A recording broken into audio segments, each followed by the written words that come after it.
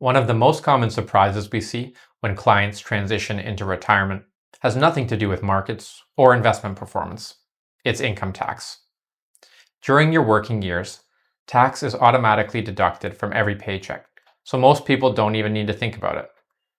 In retirement, that structure changes. Income starts coming from multiple sources, and the responsibility for managing tax shifts, often without people realizing it. This is typically when Canada Revenue Agency installment notices begin to show up. What causes this is a change in how income is taxed.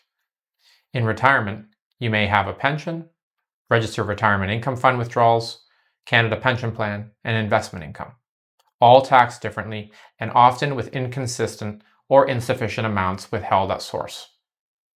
When these are combined, total income can easily move into higher tax brackets, and small gaps throughout the year can result in a large balance owing at tax time. One of the biggest areas of confusion is how withholding works across different income sources. For example, registered retirement income fund withdrawals are fully taxable, but withholding tax on the required minimum withdrawal is not mandatory. Tax is only withheld automatically on amounts withdrawn above that minimum, which means retirees could receive fully taxable income with little or no tax prepaid.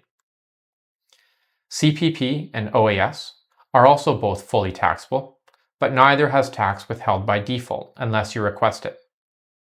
On their own, these benefits may not seem significant, but combined with other income sources, they often contribute to a larger tax liability that isn't being addressed during the year. Employer pensions can also fall short. In most cases, pension administrators apply withholding as if that pension is the only source of income. But in retirement, that's rarely the case. When additional income exists, such as investment income, registered retirement income fund withdrawals, or rental income, the tax withheld on the pension alone is usually not enough. There are sources of income that have no withholding at all. Investment income, capital gains, and rental income are all taxable, but you cannot withhold tax on these sources of income. That means the burden of keeping your tax situation balanced falls on your other income streams. When you put all this together, it becomes very easy to see how someone can go from having no tax concerns during their working years to owing a significant amount at filing, and being required to make quarterly installments going forward. The good news is that this is very manageable with proper planning. Instead of relying on installments, we often recommend adjusting withholding directly at the source.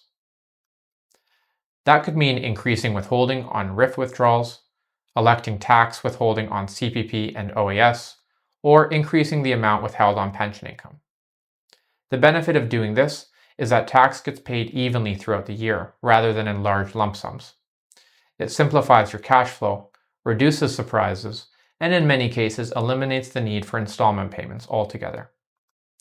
If you like this video, you can discover more videos in the Greenard Exchange section of our website. You can also read both past and current articles in the Greenard Index section. Thanks for listening.